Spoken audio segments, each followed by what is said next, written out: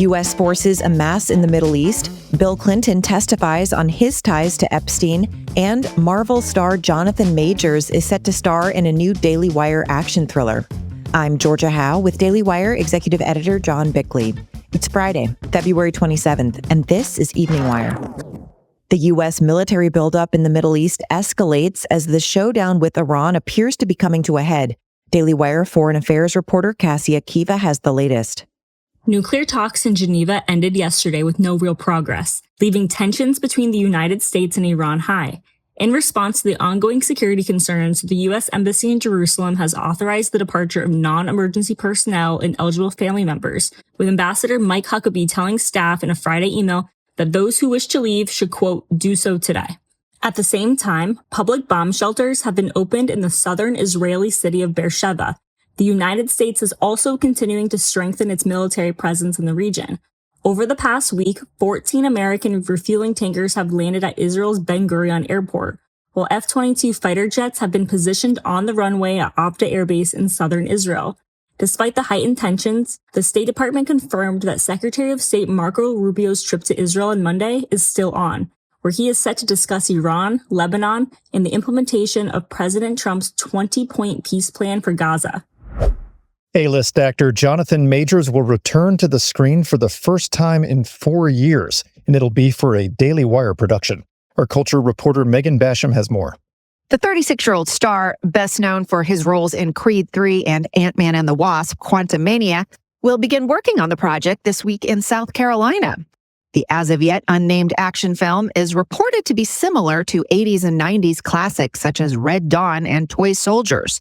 Kyle Rankin, director of Daily Wire's action thriller Run, Hide, Fight, wrote the screenplay and will serve as director, while Daily Wire editor emeritus Ben Shapiro and Dallas Sonye of Bonfire Legend are producing the project.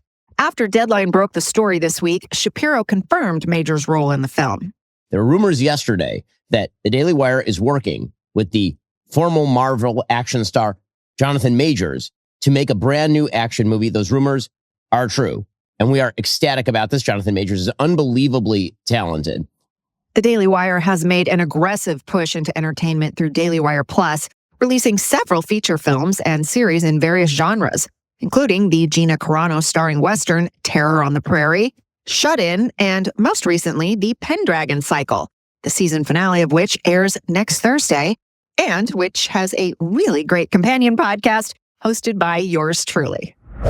Former President Bill Clinton forcefully denied any wrongdoing during his closed-door testimony today, despite the trove of photos of him discovered in the Epstein files. In his 2-page opening statement ahead of his House Oversight Committee deposition, Clinton said he saw nothing and did nothing wrong, describing his relationship with Epstein as brief and ending before Epstein's crimes became widely known. He said he never witnessed misconduct and would have acted if he had. Lawmakers are questioning Clinton about his past interactions with Epstein, including travel and foundation ties. Clinton has not been accused of criminal wrongdoing in connection to the Epstein case. At least 1,800 companies have filed lawsuits seeking tariff refunds following the Supreme Court's reversal last week. Daily Wire reporter Zach Jewell has more.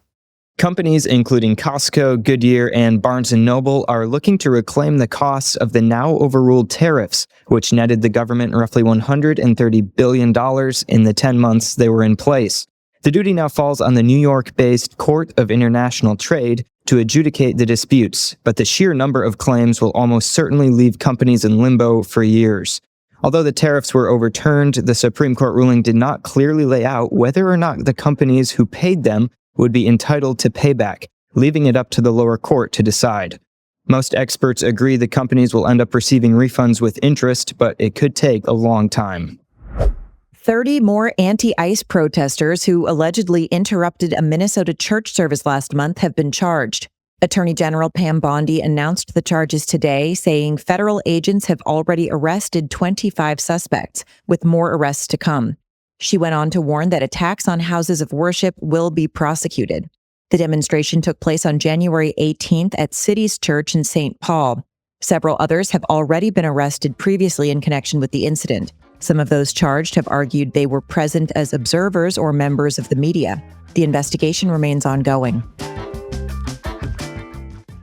Have you heard of Goldbelly? It's this amazing site that celebrates the best of America by shipping our country's most iconic foods from legendary restaurants straight to your door anywhere in the U.S. Our sponsor Goldbelly makes it easy to enjoy the country's most iconic foods without leaving home, whether it's a classic Chicago deep dish pizza, New York's world-famous cheesecake, or the legendary Franklin's barbecue shipped straight from Texas. They have you covered. I've used Goldbelly to get everything from New York bagels to real Chicago-style pizza. Some people, they're donut connoisseurs. I happen to be something of a bagel connoisseur, so why not get them from New York? Plus, you can never go wrong with that real Chicago-style pizza from Chicago. From one-of-a-kind restaurants to signature dishes by top chefs like Ina Garten and Jose Andres, Goldbelly delivers your cravings from the nation's best right to your doorstep. So if you're looking for that perfect gift or you want to impress your friends and family with an epic meal the next time you host, head over to goldbelly.com to get 20% off your first order with promo code WIRE. That's goldbelly.com, code WIRE, for 20% off your first order.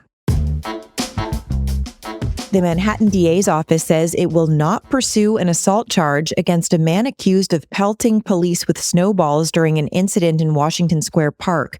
27-year-old Gusmain Coulibaly had originally been charged with assault on a police officer, among other charges. But at his arraignment, prosecutors downgraded the charges, citing difficulty proving that an officer's facial injury was directly caused by Coulibaly. In response, NYPD Commissioner Jessica Tisch says she will not tolerate any attacks on her officers.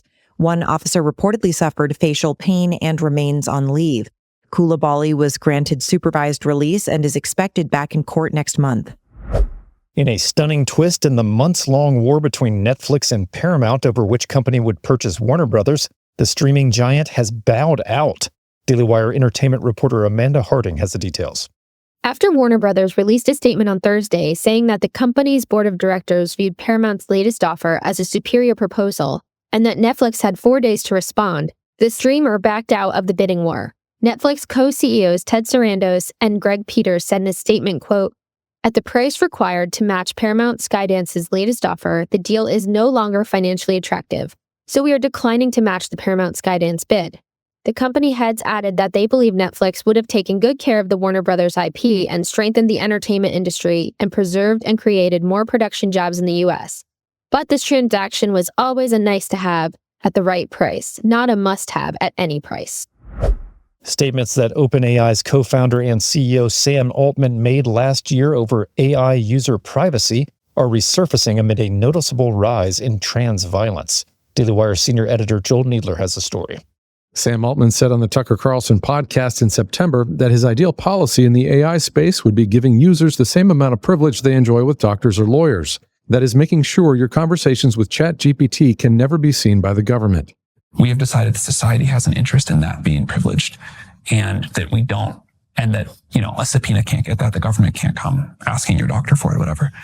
I think we should have the same concept for AI. This is now coming into conflict with a growing number of cases, such as this month's deadly mass shooting in Canada. Months before the trans-identifying shooter opened fire on Tumbler Ridge Secondary School and killed 6 people, his conversations with ChatGPT, allegedly related to shooting scenarios, raised warning signs among OpenAI employees. Those June 2025 conversations were not reported to law enforcement, though his account was banned. Canadian officials have summoned OpenAI employees for meetings to discuss their handling of the incident. Mortgage rates have fallen below 6% for the first time in more than 3 years, and the real estate market is hoping that this will get sales rolling again. The current average for a 30-year mortgage rate is now at 5.98%. That's the first time since September of 2022 that the rate's been under 6%, and it's down from a high of 7.8% in October of 2023. The high rates have severely hurt the housing market over the last year, with would-be buyers reluctant to lock in at the costly rates. And another blue state has started hemorrhaging residents. Over the past 5 years, Massachusetts has lost a net 200,000 residents to neighboring states. The declining native population was initially masked by foreign immigration, but tighter immigration policies and declining birth rates are hitting the state hard.